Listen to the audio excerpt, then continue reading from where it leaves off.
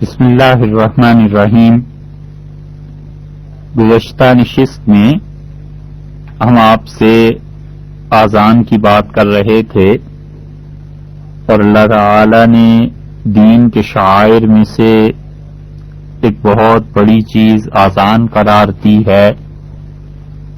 اور قرآن پاک میں یہ بات ارشاد فرمائی ہے کہ وَإِذَا نَادَيْتُمْ إِلَى الصَّلَاةِ، اور جب تم نماز کے لیے اعلان کرتے ہو، بلاتے ہو، تو بے وقوف لوگ جن کو بالکل عقل نہیں ہے ان کا حال یہ ہے کہ وہ اسے ہنسی کھیل اور مذاق کی چیز سمجھتے ہیں۔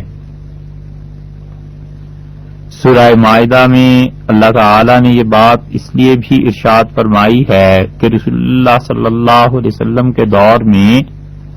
جب مدینہ منورہ میں آذان شروع ہوئی تو یہودیوں نے حضرت صلی اللہ علیہ وسلم پر اعتراض کیا اور انہوں نے یہ کہا کہ لَقَدِ ابْتَدَعْتَ شَيْئًا، یہ ایسی چیز ہے جو آپ سے پہلے انبیاء علیہ الصلوۃ والسلام نے کبھی نہیں کی، اور یہ ایک نیا طریقہ، ایک بدعت ہے جو آپ نے رائج کر دی۔ اور انہیں اس آذان سے اتنی چڑ ہوتی تھی کہ ایک یہودی یا عیسائی بعض روایات میں آیا ہے کہ جب وہ آذان سنتا تھا اور یہ جملہ سنتا تھا کہ اشہد ان محمد رسول اللہ، کہ میں یہ گواہی دیتا ہوں کہ محمد صلی اللہ علیہ وسلم اللہ تعالی کے رسول ہیں، تو اس جملے کو سن کے وہ کہتا تھا کہ قد حرق الکاذب، جو جھوٹ بولتا ہے اسے آگ لگے، الیاذ باللہ۔ یا تو مراد یہ تھی کہ جو صحابی رضی اللہ عنہ اس بات کی شہادت دے رہے ہیں اس آدمی کو آگ لگے، یا مراد پھر رسول اللہ صلی اللہ علیہ وسلم تھے، اور وہ یہ ہمیشہ کہتا رہا یہاں تک کہ خدا کا عذاب اس پر اس طرح نازل ہوا کہ ایک مرتبہ وہ آدمی اپنے گھر میں تھا اور آگ لگ گئی اور سارا گھر، اس کے بیوی بچے اس سمیت سارا اسباب و سامان چل کے راکھ ہو گیا۔ اعتراض اس پہ کوئی کر سکتا ہے کہ اس آدمی کی اس حرکت سے اس کے بیوی بچوں کو کیوں نقصان پہنچا، لیکن حقیقت یہ ہے کہ خاندان اور معاشرے میں جب کوئی آدمی برائی کرتا ہے تو جو لوگ اسے اس برائی سے منع نہیں کرتے، نہیں روکتے، نہیں باز رکھتے، اور پھر قدرت ہو تو اس کا بائیکاٹ نہیں کرتے، تو پھر گویا وہ بھی اس برائی پہ ایک طرح سے راضی ہوتے۔ اسی لیے اللہ تعالی نے قرآن پاک میں فرمایا ہے کہ بنی اسرائیل میں یہ بات آ گئی تھی کہ لا یتناہون عن منکر فعلوہ، یہ ایک دوسرے کے سامنے جو برائیاں ایک دوسرے کی ہوتی تھیں یہ دیکھتے تھے اور کوئی کسی کو روکتا نہیں تھا۔ تو نہی عن المنکر، لوگوں کو برائی سے روکنا، یہ شریعت کا بہت بڑا ستون ہے، اور جب کوئی آدمی برائی سے کسی کو نہیں روکتا تو اس کا مطلب یہ ہے کہ وہ خاموشی کا مظاہرہ کر کے بھی ایک طرح سے اس برائی میں شرکت کا ہی اظہار کر رہا ہے، الیاذ باللہ۔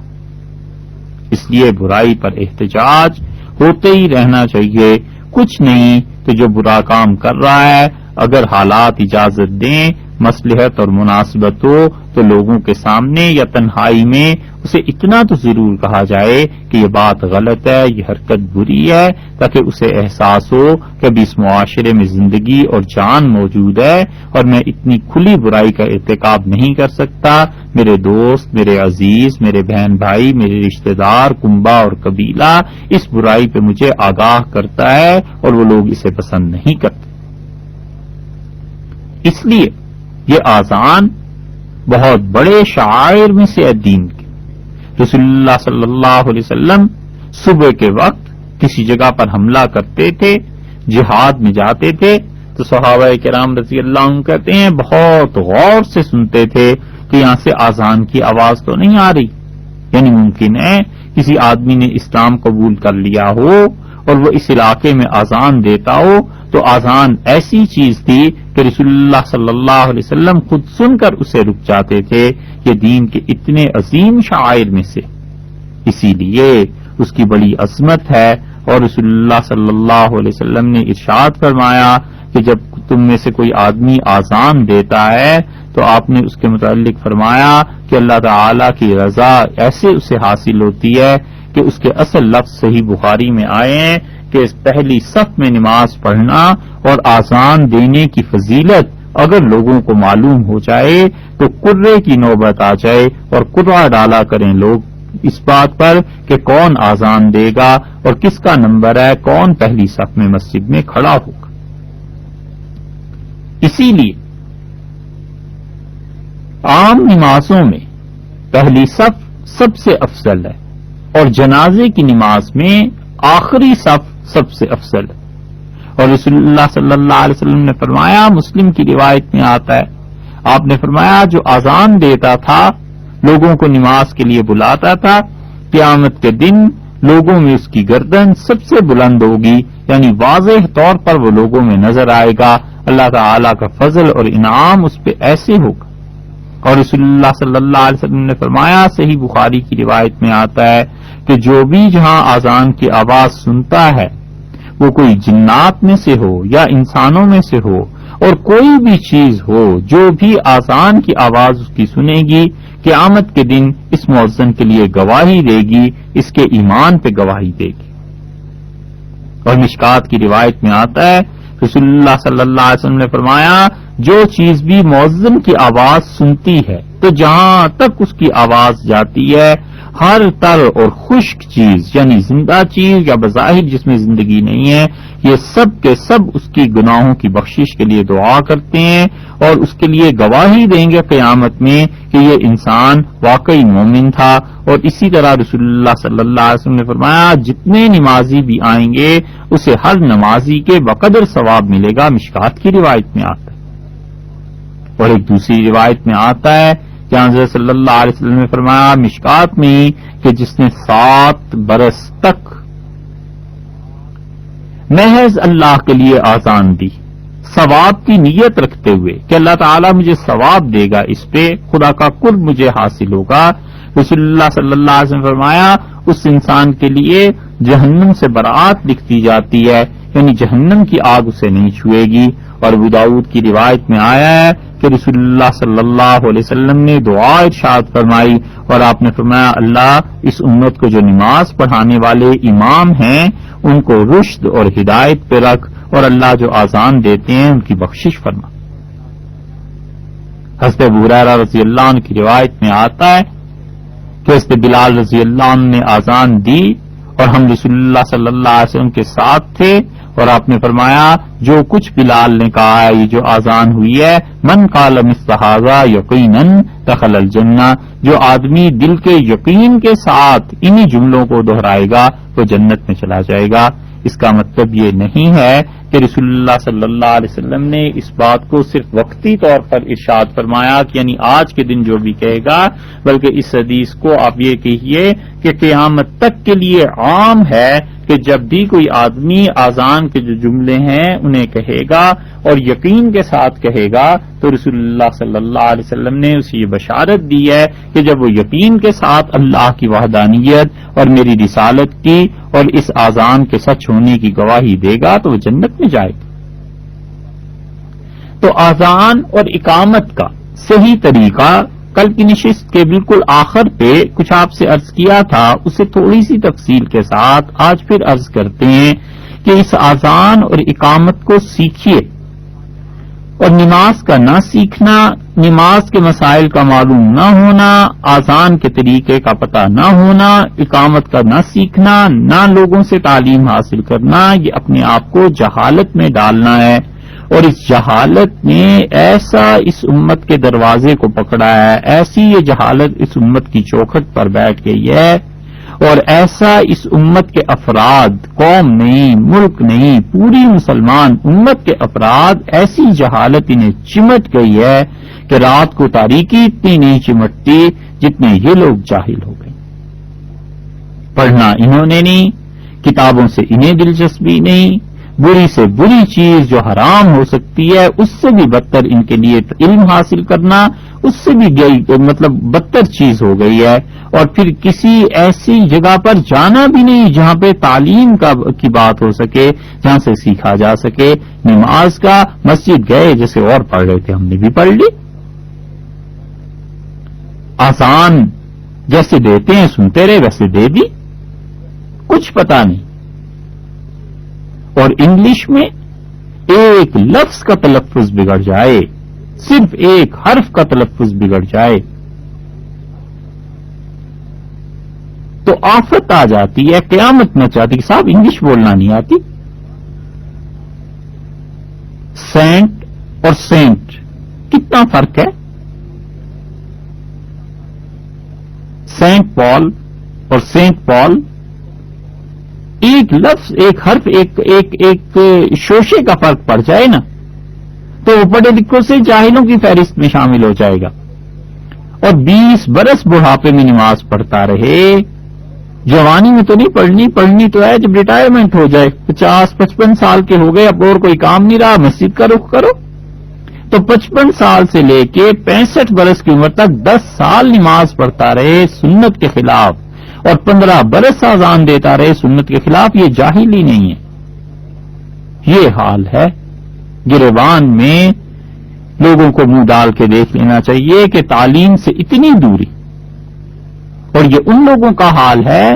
جو صبح گھر سے نکلتے ہیں اور شام کو لوٹتے ہیں، اور جو لوگ بظاہر پڑھے لکھے ہوتے ہیں وہ اور خواتین بیچاری وہ تو اس سے بھی دور ہیں کہ ان کے لیے نہ گھروں میں تعلیم کا بندوبست، نہ باہر تعلیم کا بندوبست. اور تعلیم بھی وہ جو صحیح تعلیم ہے کہ کم سے کم بھی نماز روزہ آ جائے، کم سے کم بھی زندگی گزارنے کے شریعت کے مطابق آداب آ جائیں، وہ تعلیم بھی نہیں دیتے. اور اس کے بعد بس ایک بات رہ جاتی ہے کہ ذرا غلطی ہوئی اور 3 طلاق. حضرت عمر رضی اللہ عنہ کا دور ہوتا، اور وہ تو دور بڑا مبارک تھا، صرف شریعت کے مطابق بھی دور ہوتا نا تو 3 طلاقوں پہ سزا ملتی اور 6 مہینے سال کے لیے جیل میں ڈال دیتے کہ ایسی حرکت کیوں کی ہے. تو ساری عقل ٹھکانے آ جاتی. سو تعلیم سرے سے ہے نہیں. تو یہ آذان اور اقامت جس سے دن میں 5 مرتبہ واسطہ پڑتا ہے، اسے سیکھیے سنت کے مطابق کیسے ہے. رسول اللہ صلی اللہ علیہ وسلم نے حضرت ابو محذورہ رضی اللہ عنہ کو کیسے سکھائی تھی، حضرت بلال رضی اللہ عنہ کو کیسے سکھائی تھی، حضرت عمر رضی اللہ عنہ نے خواب میں کیا دیکھا تھا، عبداللہ ابن زید نے خواب میں کیا دیکھا تھا رضی اللہ عنہما. اور جبریل امین نے رسول اللہ صلی اللہ علیہ وسلم کی خدمت میں حاضر ہو کے کیا طریقہ بتایا تھا. وہ یہ ہے کہ آذان اور اقامت اس میں کچھ کلمات ہیں اور ان کی تعداد متعین ہے. ہمارے حنفی فقہا کے نزدیک ترجیح حاصل ہے حضرت بلال رضی اللہ عنہ کی آذان کو اور ان روایات کو جو حضرت عبداللہ ابن مسعود اور حضرت علی اور حضرت عمر رضی اللہ عنہ کی ہیں. اور وہ کہتے ہیں کہ ایک جملہ یعنی اللہ اکبر کو وہ ایک کلمہ تصور کریں گے. یہ 2 مرتبہ جو تکبیر کا کہنا ہے یہ ایک ہی جملہ ہے. اس حساب سے آپ دیکھتے جائیے کہ رسول اللہ صلی اللہ علیہ وسلم نے کتنے جملوں کی تلقین فرمائی تھی. نبی کریم صلی اللہ علیہ وسلم نے بتلایا تھا کہ آذان میں مؤذن 1 مرتبہ کہے گا ایک جملہ، پھر رک جائے گا اور پھر اس کے بعد دوسرا سانس لے گا یعنی وقفہ کرے گا. تو مؤذن کو چاہیے کہ وہ یوں پڑھے کہ اللہ اکبر اور پھر رک جائے. اب دوسرا جملہ اس نے کہا اللہ اکبر. یہ 2 جملے ہو گئے اور اس میں پوری احتیاط سے آخر پہ اکبر کی جو را ہے، رے جسے آپ کہتے ہیں، اکبر کی جو را یا رے ہے اسے ساکن پڑھنا ہے، اس پہ کوئی حرکت نہیں ہے. اللہ اکبر ہی اللہ اکبر کوئی پڑھے گا رے پہ زیر کا استعمال کرے گا غلط کرے گا، اور اللہ اکبر پڑھے گا پیش پڑھے گا تو بھی غلط پڑھے گا. آذان سنت کے خلاف ہو جائے گی. اور بہت اگر کم درجے میں آئیں گے تو بعض حضرات نے اس پہ زبر پڑھنے کی اجازت دی ہے، مگر اس اجازت کو چھوڑ دیجیے. سفر کرنا ہے، فرسٹ کلاس میں سفر کرنا ہے گاڑی میں، بس چلے تو امریکہ اور انگلینڈ جاتے ہوئے بھی فرسٹ کلاس پلین کا ٹکٹ لیں. پانی پینا ہے تو نیسلے سے کم نہیں پینا، کھانا کھانا ہے تو ٹاپ کے ہوٹل میں، اور نماز پڑھنی ہے تو بالکل ایسے جیسے بس سر سے اتارنی ہے. آزان تو ایسے ہی، آزان کون دیتا؟ کیوں آخر ہم ہر چیز میں زندگی کے معیار میں اچھی سے اچھی چیزوں کی تلاش کرتے ہیں اور دین میں پرفیکشن نہیں چاہیے، دین میں کوئی حرج نہیں. یہ کون سا رویہ ہے اور کس چیز کو ہم ترجیح دے رہے ہیں؟ سوچنا چاہیے بھائی. تو اس لیے جو سنت کے مطابق ہے اللہ اکبر ایک بار، پھر اس کے بعد دوسری بار، پھر رکنے کے بعد یوں پڑھے کہ اشہد اللہ الہ الا اللہ، پھر رک جائے. تیسرا وقفہ ہوا اشہد اللہ الہ الا اللہ. چوتھا وقفہ ہو گیا اشہد ان محمد الرسول اللہ. پانچواں وقفہ اشہد ان محمد الرسول اللہ. چھٹا وقفہ حی علی الصلاۃ. 7 حی علی الصلاۃ. 8 حی علی الفلاح. 9 حی علی الفلاح. 10 اللہ اکبر. 11 لا الہ الا اللہ. یہ 11 وقفے ہیں جو رسول اللہ صلی اللہ علیہ وسلم نے سکھائے تھے. اذان ایسے ہی ہونی چاہیے، یہ سنت کے مطابق طریقہ ہے. اور اس میں پھر تفصیلات ہیں جو انشاءاللہ عرض کریں گے. اور اذان دیتے ہوئے دائیں بائیں بھی دیکھا جائے گا اور کانوں میں انگلیاں بھی دے دی جائیں گی. اور اگر کوئی آدمی کان میں انگلیاں نہیں دیتا، دونوں کانوں میں صرف ایک کان پر ہاتھ رکھ لیتا ہے تو بھی یہ مستحب ہے، ادا ہو جائے گا. تفصیل سے مسائل آگے انشاءاللہ عرض کرتے ہیں. اور اس کے بعد اقامت ہے. اقامت میں یہی جملے رسول اللہ صلی اللہ علیہ وسلم نے بتلایا تھا کہ اس میں اسراع مطلوب ہے، جلدی مطلوب ہے، کیونکہ آپ نے سب لوگوں کو تھوڑا ہی دعوت دینی ہے. وہ تو جو نمازی اس وقت مسجد میں موجود ہیں بس انہیں اطلاع ہو جائے. اور اس کے لیے ارشاد فرمایا تھا کہ یہ کہا کرو کہ اللہ اکبر اللہ اکبر اللہ اکبر اللہ اکبر، چاروں جملے ایک ہی سانس میں، ایک ہی روانی میں. پھر اشہد اللہ الہ الا اللہ، اشہد اللہ الہ الا اللہ، دونوں جملے ایک روانی میں. اشہد ان محمد الرسول اللہ، اشہد ان محمد الرسول اللہ، یہ دونوں جملے بھی ایک ہی بار. حی علی الصلاۃ، حی علی الصلاۃ، یہ دونوں جملے بھی ایک ہی بار. حی علی الصلاۃ، حی علی الصلاۃ پڑھنا غلط ہے، نہیں کرنا چاہیے، سنت کے خلاف. حی علی الفلاح، حی علی الفلاح پڑھنا بھی سنت کے خلاف ہے، یہاں تک کہ بعض نے اسے مکروہ لکھا ہے. تو آخر کیوں اقامت کو خراب کیا جائے؟ حی علی الفلاح، حی علی الفلاح، یہ بھی ایک بار. قد قامت الصلاۃ، بس اس پہ رک جائے. یہ ہے جو رسول اللہ صلی اللہ علیہ وسلم نے فرمایا تھا کہ اقامت جو ہے وہ کہہ رہی ہے، یعنی اس پہ رکا جائے گا. اور پھر کہے قد قامت الصلاۃ. کئی جگہ پہ آپ دیکھیں گے وہ یوں پڑھتے ہیں کہ قد قامت الصلاۃ، قد قامت الصلاۃ. ان دونوں جملوں کو آپس میں ملانا غلط ایک بات، اور قد قامت الصلاۃ تا جو ہے اس پر پیش کو پڑھنا، یہ دو غلطیاں بیک وقت کرتے ہیں. قد قامت الصلاۃ، رک جائے، قد قامت الصلاۃ، پھر رک جائے، پھر اللہ اکبر اور لا الہ الا اللہ. یہ ہے اقامت جو سنت کے مطابق ہے. اور اقامت میں بھی دائیں بائیں دیکھنا مستحب ہے، بہتر ہے. 3 قول فقہا نے اس پہ لکھے ہیں. کچھ حضرات کا خیال یہ ہے کہ یہ آذان کی طرح ہے لیکن اس میں دائیں بائیں نہیں دیکھا جائے گا، لیکن محققین کا قول یہی ہے کہ اس میں بھی دائیں اور بائیں دیکھنا چاہیے، یہ مستحب. اور شامی نے اسی قول کو ترجیح دی. یہ اقامت کا اور آذان کا طریقہ ہے. اب کچھ مسائل آذان کے متعلق بھی سن لیجئے، اور وہ یہ ہے کہ بیٹھ کے آذان دینا یہ مکروہ تحریمی ہے. یوں ہوتا ہے کہ مؤذن بوڑھا ہو گیا یا کسی کی آواز اچھی ہے اور وہ پاؤں سے معذور ہے، ٹانگوں سے معذور ہے، کھڑا نہیں ہو سکتا، تو فقہا نے یہ کہا ہے کہ اس سے کم اچھی آواز والا مؤذن رکھ لیا جائے. آواز مطلوب نہیں، اچھے درجے میں ہے، ٹھیک ہے، لیکن اصل مطلوب وہ سنت کا اتباع ہے، اور یہ کہیں ثابت نہیں ہے کہ کسی نے بیٹھ کے اذان دی ہو. اس لیے ہمارے فقہا یہ کہتے ہیں کہ اذان کو بیٹھ کے پڑھنا دینا یہ مکروہ تحریمی ہے، حتیٰ کہ اس کا اعادہ کرنا مستحب ہے، اعادہ کیا جائے، دوبارہ اذان دی جائے. اسی طرح اذان بچے کے کان میں بھی دی جاتی ہے. نو مولود جو بچہ ہوتا ہے اس میں وقت کی اور دن کی کوئی قید نہیں ہے، دن ہو رات ہو،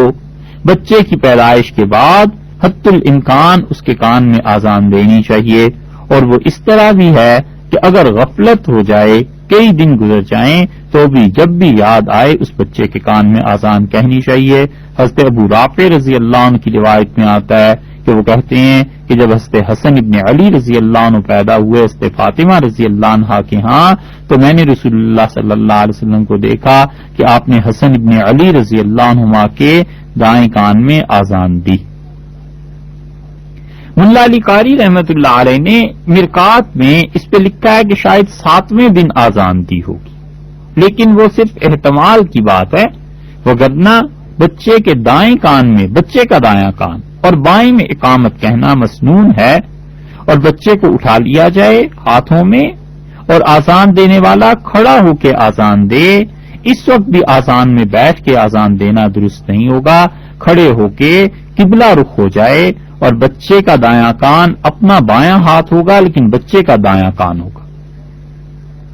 اپنا دایاں ہاتھ مراد نہیں، بچے کا دایاں کان، اس میں اذان دی جائے. اور حضرت حسین ابن علی رضی اللہ عنہ جب پیدا ہوئے تھے تو رسول اللہ صلی اللہ علیہ وسلم نے یہ بات ارشاد فرمائی تھی. حضرت حسین ابن علی رضی اللہ عنہ کی روایت میں بھی آیا ہے کہ رسول اللہ صلی اللہ علیہ وسلم فرمایا جب بچہ کسی کے ہاں پیدا ہو تو اسے چاہیے کہ اس کے دائیں کان میں وہ اذان دے اور اس کے بائیں کان میں اقامت کہے. اور امام رافعی رحمت اللہ علیہ نے اس کی شرح لکھی ہے، اور وہ کہتے ہیں کہ بچے کو ہاتھوں پہ اٹھایا جائے، قبلہ رخ کیا جائے،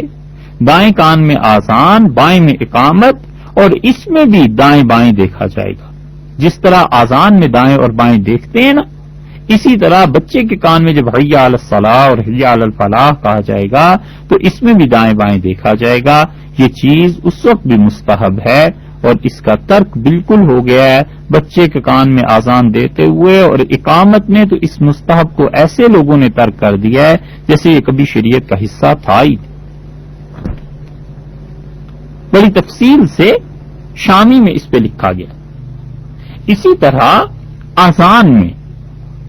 نبی کریم صلی اللہ علیہ وسلم کی شہادت کی بات جب آتی ہے کہ اشہد ان محمد رسول اللہ، تو سننے والے پر درود شریف کا پڑھنا نہ پڑھنا فقہا نے کہیں اس کی بحث میں نہیں لکھا، نہ منقول ہے اور نہ ہی امت کا یہ معمول رہا ہے، بلکہ رسول اللہ صلی اللہ علیہ وسلم نے تو یہ بتلایا ہے کہ اذان کا جواب دو اور پھر اذان کے بعد درود شریف مجھ پہ پڑھو،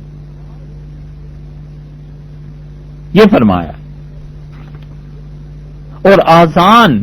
اور اقامت، اگر کوئی آدمی گھر میں نماز پڑھ رہا ہے تو اکیلا ہے یا جماعت ہے، مثلا دوست آ گئے، جماعت گھر میں منعقد ہو گئی، یا اکیلا پڑھ رہا ہے اور محلے کی مسجد میں اذان اور اقامت ہو گئی، تو گھر میں اذان اور اقامت مستحب ہے، بہتر ہے. اور یہ مسئلہ خاص طور پر اس وقت کام آتا ہے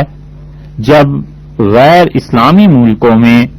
یورپ میں، امریکہ میں دور دور مساجد ہوتی ہیں، تو کئی مرتبہ گھر میں نماز ادا کرنا پڑ جاتی ہے، دوست جمع ہوتے ہیں، کئی کئی میل پہ مساجد ہوتی ہیں، تو وہاں ان مسائل کی ضرورت پیش آتی ہے. تو یاد رکھیے اگر محلے کی مسجد کوئی قریب ہے، وہاں پہ اذان اور اقامت ہو گئی تو گھر میں اذان اور اقامت کا دوبارہ کہنا مستحب ہے. لیکن اگر انسان انفرادی طور پر نماز پڑھ رہا ہے تو پھر آواز زیادہ بلند نہیں کرنی چاہیے اذان میں. خام خواہ پڑوسی یا اور کوئی آدمی سنے تو اس سے شبہ ہو کہ پتہ نہیں کیا ہے. اسی طرح قضا نماز، اس کے لیے بھی اذان ہے اور اس کے لیے بھی اقامت ہے،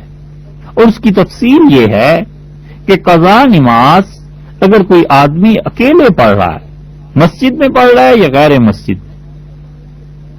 تو اذان اور اقامت آہستہ آواز سے کہے تاکہ پتہ نہ چلے کہ یہ قضا نماز ہے.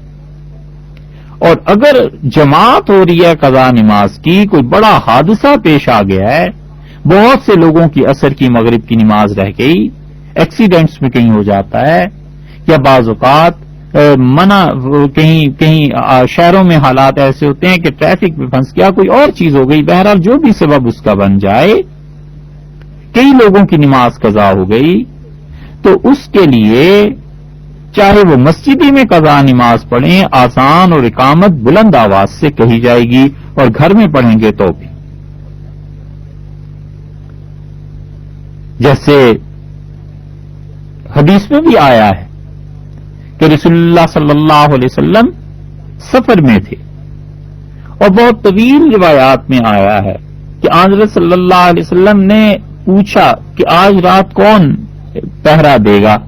تاکہ وہ فجر کی نماز میں ہمیں اٹھا دے. تو اس سے بلال رضی اللہ عنہ نے یہ ذمہ داری لے لی، اور پھر لوگ سوئے یہاں تک کہ سورج جب چڑھ گیا اور دھوپ تب اٹھی تو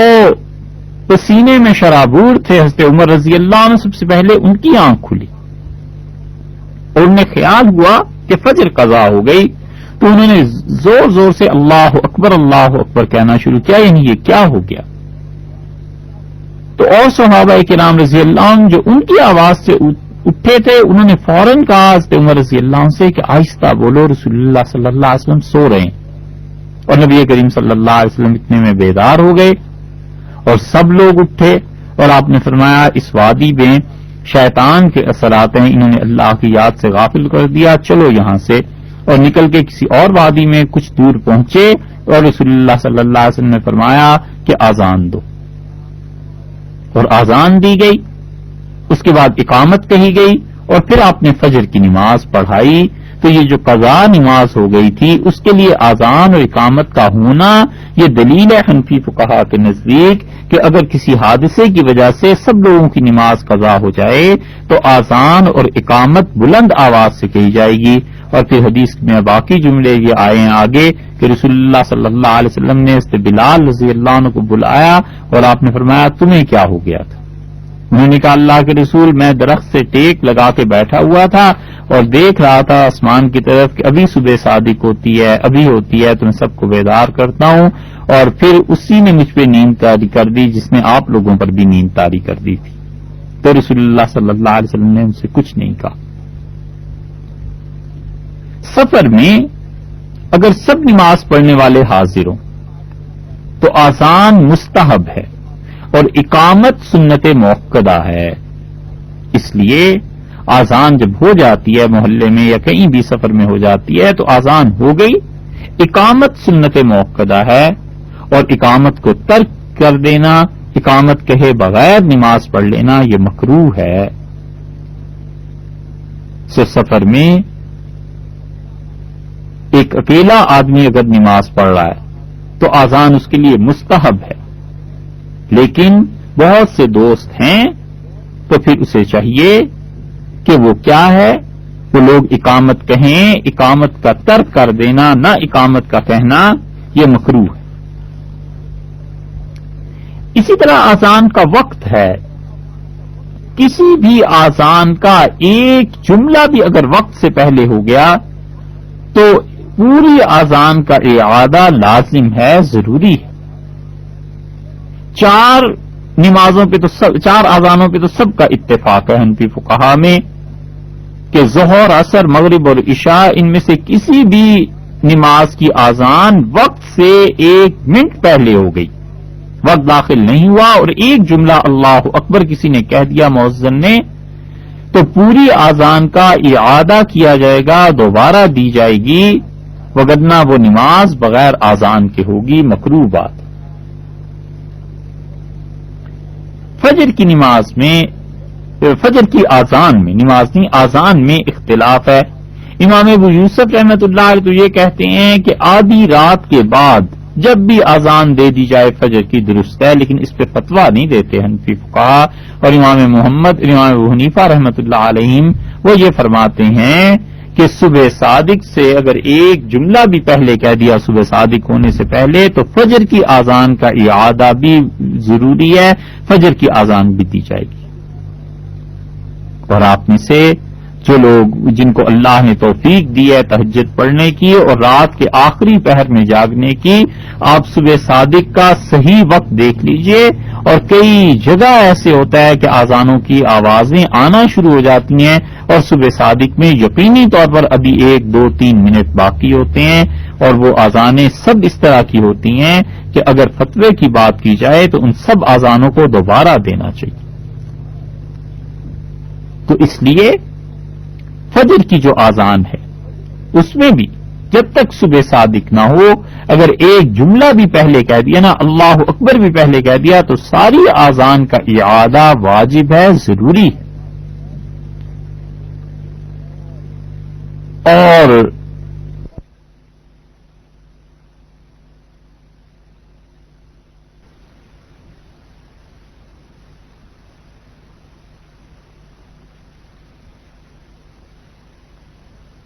اذان کے وقت خاموش رہنا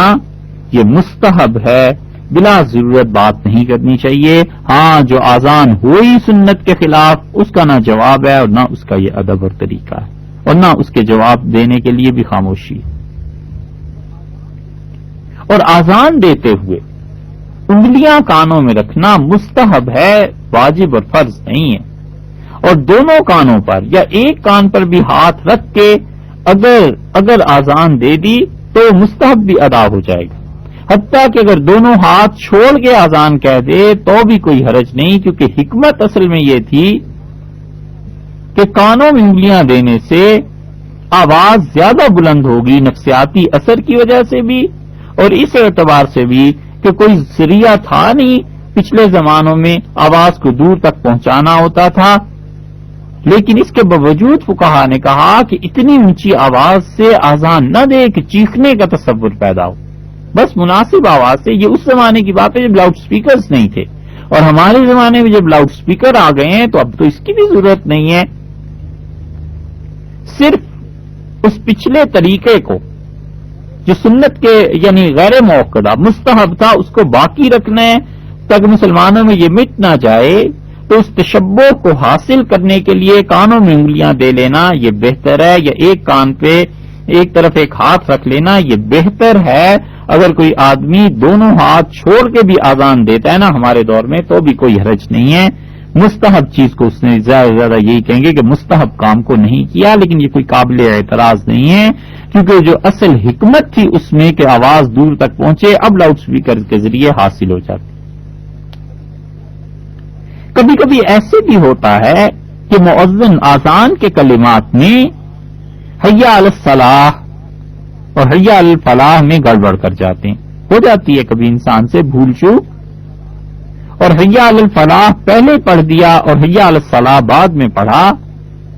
تو اس کی صورت یہ ہے کہ حی علی الصلاح پھر پڑھے، پوری اذان دہرانے کی ضرورت نہیں، بلکہ جو جملہ رہ گیا ہے اس جملے کو پھر پڑھ کے اس سے بقیہ اذان آگے والی مکمل کر لے۔ مثلا حی علی الصلاح کا جملہ رہ گیا، اس نے پڑھ دیا پہلے کہ حی علی الفلاح، یوں پڑھا کہ اشہد ان محمد رسول اللہ، اشہد ان محمد رسول اللہ، اور اس کے بعد اس نے پڑھا حی علی الفلاح اور پھر آگے حی علی الصلاح پر، تو پھر اس سے کہاں سے دہرانا ہے؟ وہ حی علی الصلاح، حی علی الصلاح، حی علی الفلاح، حی علی الفلاح، اس طرح اس کو ٹھیک کر۔ ہاں اذان سے کوئی کلمہ ہی چھوٹ جائے یہ مسئلہ الگ ہے، آذان اور اقامت میں کوئی کلمہ ہی چھوٹ گیا، مثلا اللہ اکبر 4 بار کہنا تھا، اس نے 3 بار کہہ دیا، مثلا قد قامت الصلاۃ 2 بار کہنا تھا، 1 بار کہہ دیا، تو جو ہی فوراً یاد آ گیا تو جو کلمہ چھوٹ گیا تھا نا، بس وہیں سے اس کو دوہرا کے آگے مکمل کر لیں۔ اور اگر دیر گزر گئی پھر یاد آیا تو پھر پوری آذان کہنا ہوگی۔ دیر کا کیا تصور ہے؟ وہ جو عام طور پہ سوچا جاتا ہے کہ یہ دیر ہو گئی ہے یہ جلدی۔ اور فجر کی آذان اس کا مسئلہ تھوڑا سا مختلف ہے، اور وہ یہ ہے کہ الصلاۃ خیر من النوم کہنا سنت موقدہ نہیں ہے بلکہ مستحب ہے۔ رسول اللہ صلی اللہ علیہ وسلم نے فرمایا تھا کہ اسے ہم رکھ لیں، کیسا اچھا جملہ ہے۔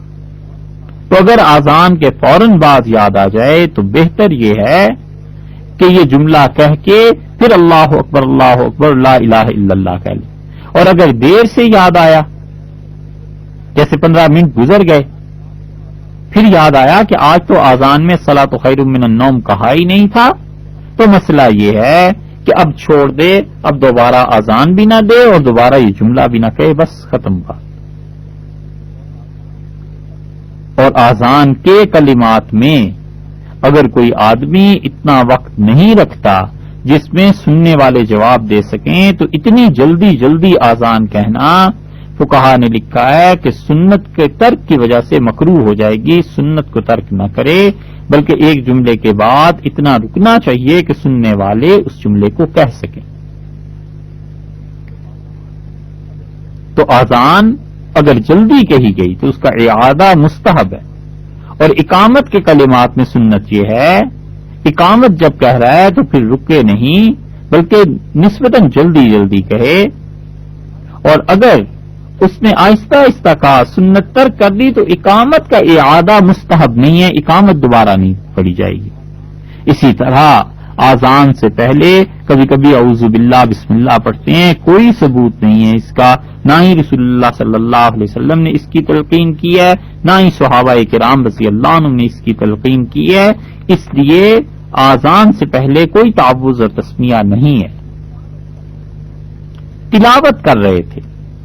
آذان شروع ہو گئی، تو بہتر یہ ہے کہ قرآن پاک بند کر دیا جائے، تلاوت سننا ختم کر دی جائے اور آذان کی طرف توجہ دی جائے، آذان کا جواب دیا جائے۔ ایک تو بچے ایسے ہوتے ہیں جو کلمات بھی صحیح ادا نہیں کر سکتے، تو ان کی تو آذان ہے نہیں، بے سمجھ بچے جو ہوتے ہیں۔ ہاں، بچہ سمجھدار ہو اور آذان کے کلمات ٹھیک طرح ادا کر سکتا ہو تو وہ آذان دے دے، اگرچہ اس کا دینا خلاف اولا کہا گیا ہے، مگر بہرحال اس کی آذان ہو جائے گی۔ سمجھدار بچہ جو ہے وہ بڑوں کی صف میں کھڑا ہوگا، اس سے صفوں میں کچھ گڑبڑ نہیں ہوتی، اور یہ بھی وہ صورت ہے کہ جب بچے متعدد ہوں تو پھر ان بچوں کے لیے الگ الگ بڑوں کی صف میں کھڑے کر دیے جائیں، چونکہ بچے جب متعدد ہوں گے تو انہیں پچھلی ایک ہی صف میں کھڑے کرنا، وہ تو شرارتیں کریں گے، تو انہیں بڑوں کی صف میں کھڑا کیا جائے گا۔ اور بچہ آذان دیتا ہے تو بڑوں کی صف میں کھڑا ہونا اس کے لیے بھی ایسے ہی جیسے بالغ حضرات کھڑے ہوتے ہیں۔ اور یہ بھی ہوتا ہے کہ مسجدیں قریب ہوتی ہیں، اور بعض مرتبہ مؤذن ایک مسجد میں آذان دے دی، دوسرا کہہ گیا کہ میری ڈیوٹی بھی دے دینا، میری جگہ بھی آذان دے دینا، آج میں فلاں نماز میں نہیں ہوں گا، تو ایک ہی شخص کا 2 مسجدوں میں ایک ہی وقت میں آذان دینا یہ مکروہ تحریمی ہے، عملاً حرام کام ہے، نہیں کرنا چاہیے۔ کوئی آدمی مؤذن ہو یا نہ ہو، مثلا عصر کی نماز کا وقت ہے، ایک جگہ آذان دی پھر جا کے دوسری جگہ آذان دے دی تو مکروہ تحریمی۔ اور تہجد کی آذان منسوخ ہے ہمارے نزدیک۔ حضرت بلال رضی اللہ عنہ صبح صادق سے کچھ پہلے آذان دیا کرتے تھے تاکہ جو تہجد میں مشغول ہیں اس آذان کے بعد وہ تھوڑی دیر آرام کر لیں، اور جو لوگ سوئے ہوئے ہیں وہ اٹھ کے فجر کی تیاری کر لیں، مگر بعد میں یہ آذان منسوخ ہو گئی، یہ جو احادیث تھیں صحابہ کرام رضی اللہ عنہم نے اس کے بعد کی روایات جو بیان کی ہیں ان روایات نے ان پہلی احادیث کو منسوخ کر دیا، اور اسی لیے امام محمد، امام ابو حنیفہ رحمۃ اللہ علیہ وغیرہ کے نزدیک امام بہقی رحمۃ اللہ علیہ کی اس روایت پر عمل کیا جائے گا جو رسول اللہ صلی اللہ علیہ وسلم نے حضرت بلال رضی اللہ عنہ کو ارشاد فرمائی تھی کہ آپ نے فرمایا بلال آذان اس وقت دو جب صبح صادق ہو جائے. تو صبح صادق سے پہلے رسول اللہ صلی اللہ علیہ وسلم نے آذان جو کبھی دلوائی بھی تھی اور جو بات ہوتی بھی تھی وہ اس حدیث نے باقی احادیث کو منسوخ کر دیا. اسی لیے امام طحاوی رحمۃ اللہ علیہ نے کہا ہے کہ ابراہیم نخعی رحمۃ اللہ علیہ کہتے تھے کہ حضرت علقمہ رحمۃ اللہ علیہ ہمیں مکہ مکرمہ جا رہے تھے تو ہمیں رخصت کرنے کے لیے تشریف لائے، رات کا وقت تھا، تو انہوں نے ایک آذان کی آواز سنی تو حضرت علقمہ رحمۃ اللہ علیہ بولے اور فرمایا کہ اما ھذا فقد خالف، یہ جو آذان دے رہا ہے اس نے صحابہ کرام رضی اللہ عنہم کی سنت کی مخالفت کی. لو کان نائما کان خیر لہ، اس آذان سے بہتر تھا کہ یہ سوتا رہتا، جب فجر ہو جائے صبح صادق ہو جائے تب اسے چاہیے تھا کہ آذان دیتا. تو امام طحاوی رحمۃ اللہ علیہ نے فرمایا کہ علقمہ رحمۃ اللہ علیہ نے گویا یہ فتویٰ دیا کہ صبح صادق سے پہلے آذان دینا یہ صحابہ کرام رضی اللہ عنہم کی سنت کے خلاف ہے. یہ امام طحاوی رحمۃ اللہ علیہ کے لفظ ہیں، الفاظ ہیں. تو تیسری صدی ہجری میں، دوسری صدی ہجری میں بھی لوگ اس بات سے آشنا تھے، مانوس تھے، وہ سب جانتے تھے کہ سنت صرف رسول اللہ صلی اللہ علیہ وسلم ہی کے قول فعل اور عمل کا نام نہیں بلکہ صحابہ کرام رضی اللہ عنہم کے بھی قول فعل عمل کو ہم سنت کہتے ہیں. تو اسی لیے انہوں نے الفاظ یہ استعمال فرمائے کہ اس نے صحابہ کرام رضی اللہ عنہم کی سنت کے خلاف کام کیا. اور ایسی آذان جو وقت سے پہلے دی جائے، جیسے فجر کی آذان صبح صادق سے پہلے دے دی جائے، ابھی عرض کیا ہے کہ اس کا اعادہ ضروری ہے. ایک کلمہ بھی اگر وقت سے پہلے ہو گیا تو اس کا بھی اعادہ ضروری ہے. اور آذان کا جواب سب سے بہت سی جگہوں پہ آذانیں ہو رہی ہیں تو اپنی مسجد جو محلے کی ہے اس کا حق بنتا ہے اس کا جواب دے. اور بعض حضرات نے کہا ہے کہ سب سے پہلی آذان جو ہو اس کا جواب دے. دونوں میں سے جس پہ بھی عمل کر لیا جائے درست ہے. اور آذان کے ساتھ اگر جواب نہیں دے سکے اور زیادہ وقت نہیں گزرا تو جواب کا دینا فقہا نے لکھا ہے مستحب ہے. اور اسی طرح سفر، اگر سارے رفقا موجود ہوں، سارے دوست ہوں تو آذان کہنا مستحب اور اقامت سنت موقدہ. اور سفر میں تنہا نماز کوئی آدمی پڑھ رہا ہے تو بھی اس کے لیے یہی حکم ہے کہ آذان مستحب اور اقامت سنت موقدہ. اس لیے باجماعت نماز میں ایک ڈبے میں مختلف لوگ ہوتے ہی ہیں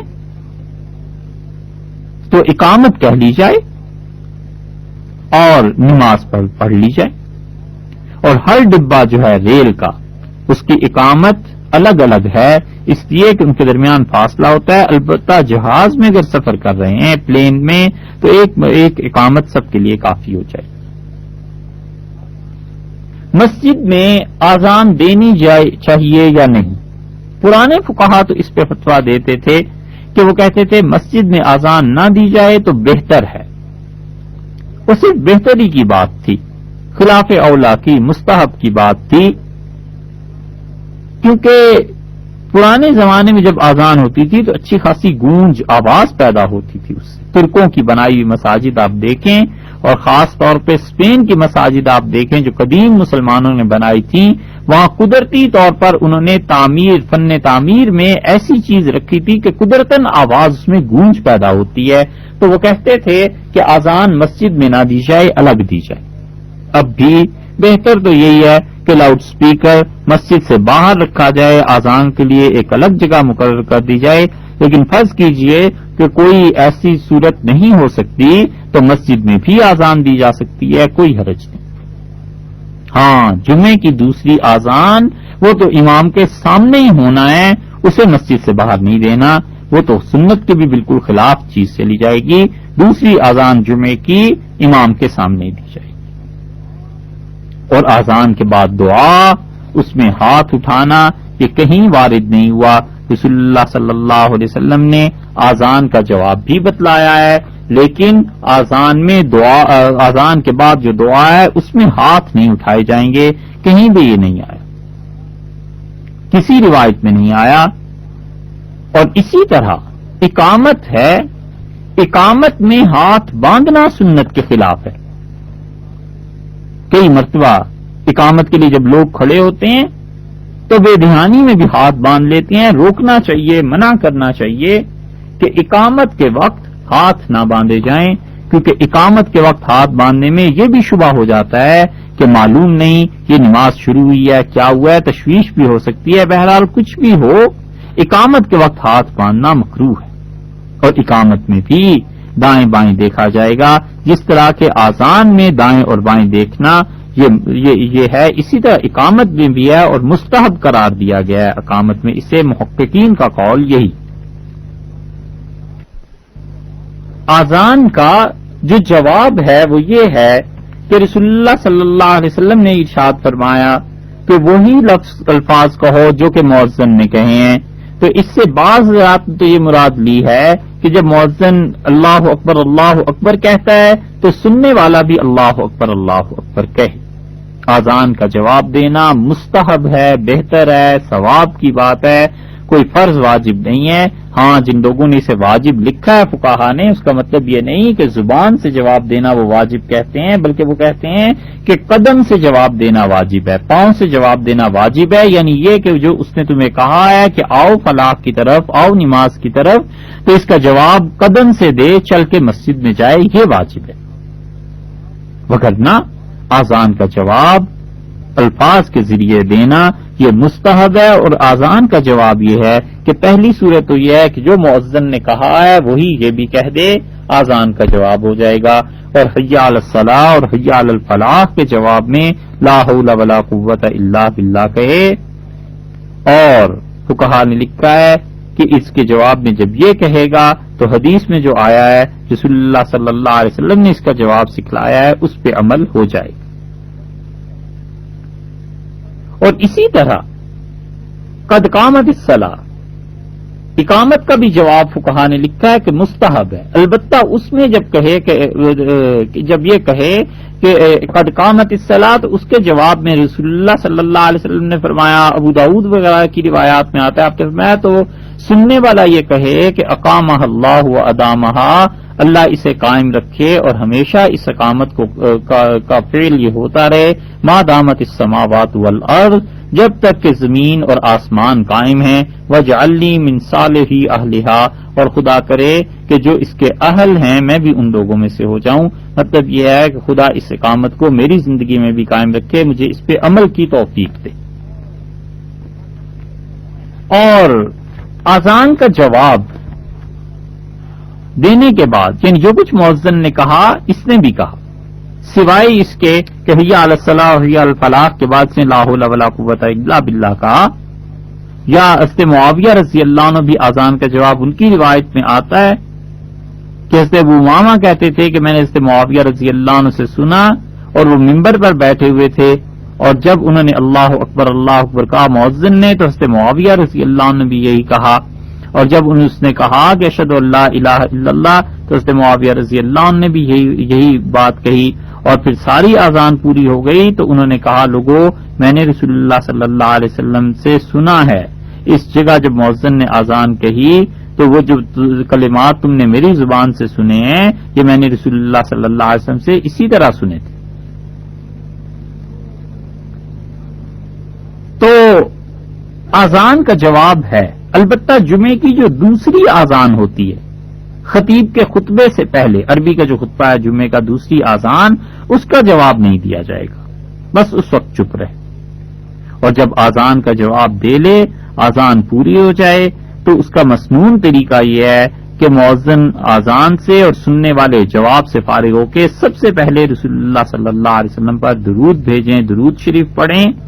آہستہ آواز سے، بلند آواز سے درود پڑھنا کہیں نہیں آیا، آہستہ آواز سے پڑھے، اور پھر ہاتھ اٹھائے بغیر وہ وسیلے کی دعا پڑھیں جو حدیث میں آئی ہے۔ حضرت عبداللہ بن عمر بن العاص رضی اللہ عنہ کی روایت آئی ہے مشکات میں کہ رسول اللہ صلی اللہ علیہ وسلم فرمایا، جب تم مؤذن کو اذان کہتے ہوئے سنو تو وہی کلمات کہو جو مؤذن کہتا ہے، پھر مجھ پہ درود بھیجو، کیونکہ جس نے مجھ پر ایک دفعہ درود بھیجا اللہ اس کے عوض میں اس پر 10 رحمتیں نازل کرتا ہے۔ اور پھر میرے لیے وسیلہ اللہ سے مانگنا، کیونکہ وسیلہ جنت میں ایک مقام ہے جو اللہ اپنے بندوں میں سے پوری کائنات میں صرف ایک ہی آدمی کو دے گا، اور میرا خیال ہے کہ وہ ایک آدمی اکیلا میں ہی ہوں گا، اور جو میرے لیے وسیلے کی دعا مانگتا رہے گا میں اس کی شفاعت یقیناً کروں گا۔ اسی لیے مشکات میں الفاظ یہ آئے ہیں کہ حضرت جابر رضی اللہ عنہ کی روایت میں کہ رسول اللہ صلی اللہ علیہ وسلم یوں دعا مانگا کرو کہ اللہم رب ھذہ الدعوۃ التامہ، اے پروردگار یہ دعوت جو پوری کی پوری ہے۔ اس دعوت تامہ کا کیا مطلب ہے؟ مطلب یہ کہ جو اذان کی پکار ہوئی ہے نا، یہ جو مؤذن نے دعوت دی ہے لوگوں کو، التامہ یہ پوری ہے، یہ توحید کی دعوت ہے، اور توحید اللہ پوری ہے، اور شرک کی دعوت نہیں ہے، کیونکہ شرک ناقص ہے، شرک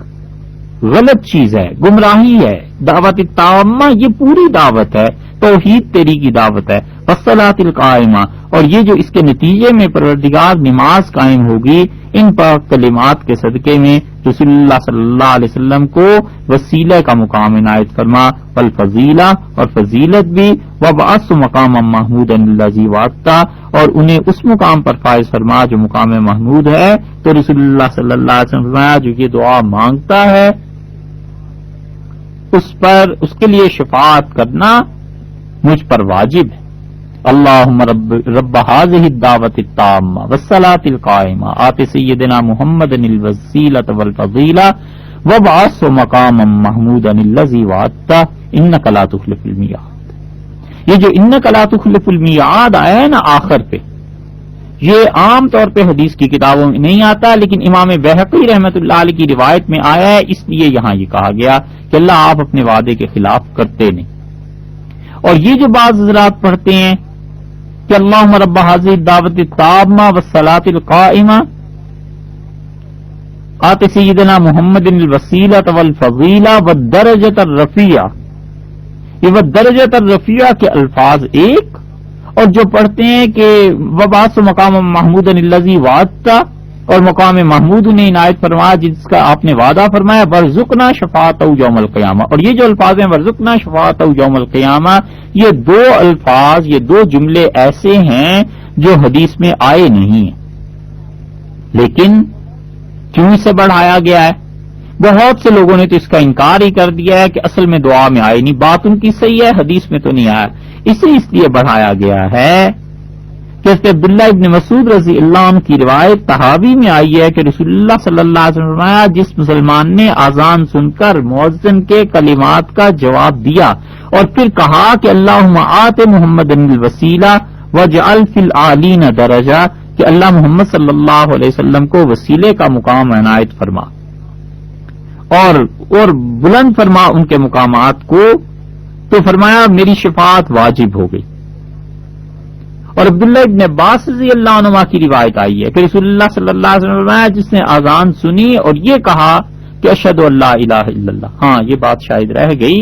کہ اذان کے بعد دوسرا کلمہ پڑھے، درود شریف، دوسرا کلمہ اور یہ دعا، 3 چیزیں اذان کے بعد۔ تو عبداللہ بن عباس رضی اللہ عنہ کی روایت آئی کہ جسے کہا اشہد ان لا الہ الا اللہ وحدہ لا شریک لہ وان محمدا عبدہ ورسولہ اللہم صلی علیہ وبلغہ درجۃ الوسیلۃ عندک وجعلنا فی شفاعتہ یوم القیامہ، کہ پروردگار انہیں وسیلے کا مقام عنایت فرما اور اللہ ہمیں قیامت میں ان کی شفاعت نصیب فرما، تو اس کے لیے میری شفاعت واجب ہو گئی۔ یہ جو آئے ہیں نا کہ یہ یوں دعا مانگے، اس وجہ سے ان الفاظ کا اضافہ کیا گیا ہے کہ ورزقنا شفاعتہ یوم القیامہ، اللہ قیامت کے دن ان کی شفاعت نصیب فرما۔ اور بہقی کی روایت میں آیا ہے کہ اللہم انی اسألک بحق ھذہ الدعوۃ التامہ، اے پروردگار یہ جو مکمل دعوت ہے اس کے صدقے میں مانگتا ہوں۔ توحید کی دعوت ہے نا پوری، شرک کی دعوت ہے ناقص، اور اس کے نتیجے میں اللہ اس آذان کے نتیجے میں جو نماز قائم ہوگی اس کے صدقے میں مانگتا ہوں کہ آتے محمد الوسیلۃ والفضیلہ، اللہ محمد صلی اللہ علیہ وسلم کو وسیلے کا مقام عنایت فرما اور فضیلت کا، اور اللہ مقام محمود اللہ انہیں عنایت فرمائیے۔ انک لا تخلف المیعاد، اور تو اپنے وعدے کے خلاف نہیں کرتا۔ تو سنن کبریٰ میں امام بہقی رحمۃ اللہ علیہ کی روایت آئی ہے کہ اس انسان کے لیے میری شفاعت واجب ہوگی۔ حضرت سعد رضی اللہ عنہ کی روایت آئی ہے مشکات میں، حضرت سعد رضی اللہ عنہ نے فرمایا کہ رسول اللہ صلی اللہ علیہ وسلم ہم سے فرماتے تھے کہ جس آدمی نے آذان سنی اور یہ کہا کہ اشہد ان لا الہ الا اللہ وحدہ لا شریک لہ واشہد ان محمدًا عبدہ ورسولہ رضیت باللہ ربًا، میں اس بات پہ خوش ہوں کہ پروردگار میرا تو اللہ ہے، وب محمد الرسولہ، اور محمد صلی اللہ علیہ وسلم میرے رسول میرے قائد ہیں، وبالاسلام دینا، اور اسلام میری زندگی کا طریقہ ہے چلنے کے لیے، اللہ نے یہ مسلک یہ راہ دی ہے۔ تو رسول اللہ صلی اللہ علیہ وسلم فرمایا اس کے گناہ بخش دیے جائیں گے۔ اس لیے آذان کا جواب دینے کے بعد پہلے دعا مانگے، درود شریف پڑھے، اور پھر وسیلے کی دعا، یعنی اس طرح کرے کہ یوں شروع کرے کہ اشہد ان لا الہ الا اللہ وحدہ لا شریک لہ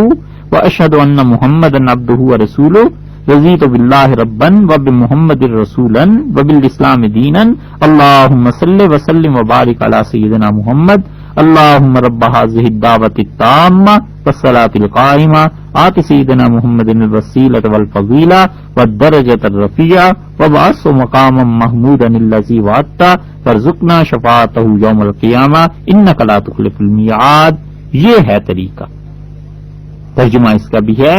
کہ اللہ میں گواہی شہادت دیتا ہوں اس بات کی کہ آپ کے علاوہ کوئی الہ نہیں، وحدہ لا شریک لہ، اللہ اکیلا ہے، اس کا کوئی شریک نہیں، اور اس بات کی بھی گواہی دیتا ہوں کہ محمد صلی اللہ علیہ وسلم اس کے بندے اور رسول ہیں، اور میں اس بات پہ خوش ہوں رضیت باللہ ربًا کہ اللہ میرا پروردگار ہے اور محمد صلی اللہ علیہ وسلم میرے رسول ہیں، اور بالاسلام دینا، اسلام میرا دین ہے۔ اے اللہ سلامتی اور رحمتیں اور درود اور برکتیں نازل فرما محمد صلی اللہ علیہ وسلم پر، اور اے پروردگار یہ جو پوری دعوت ہے توحید کی تیری، یہ جو آذان ہوئی ہے اللہ اس کے صدقے میں اور اس کے نتیجے میں جو نماز پڑھتے ہیں ہم لوگ اس کے صدقے میں اللہ رسول اللہ صلی اللہ علیہ وسلم کو وسیلے کا مقام عنایت فرما، فضیلت کا درجہ عطا فرما، بلند درجے ان کے کر دے، اور اے اللہ انہیں مقام محمود عطا فرما جس کا اللہ آپ نے اپنی رحمت سے ان سے وعدہ فرمایا ہے، اور اے اللہ قیامت کے دن ہمیں ان کی شفاعت کا حصہ نصیب فرما، شفاعت ہمارے شامل حال ہو قیامت کے دن، اور اللہ آپ اپنے وعدے کے خلاف نہیں کرتے۔ یہ ہے وہ طریقہ کہ آذان جب ہو جائے تو آذان کے بعد یہ دعا مانگے اور اس میں ہاتھ نہ اٹھائے، اور آذان اور اقامت کے درمیان کا وقت بہت قیمتی اور بابرکت وقت ہے اور دعا کی قبولیت کی گھڑی ہے۔ رسول اللہ صلی اللہ علیہ وسلم نے فرمایا لا يرد الدعاء بین الاذان والاقامہ، لوگوں آذان اور اس کے بعد اقامت کے درمیان کا جو وقفہ ہے نا اس میں مانگی گئی دعا رد نہیں ہوتی۔ اور ایک دوسری جگہ آتا ہے رسول اللہ صلی اللہ علیہ وسلم نے فرمایا آذان تمہارا مؤذن کہہ دے تو اس کے بعد اقامت کہو اور ان کے درمیان اتنا وقفہ رکھنا کہ کھانے والا کھانے سے فارغ ہو جائے اور وضو کرنے والا اطمینان سے وضو کر لے۔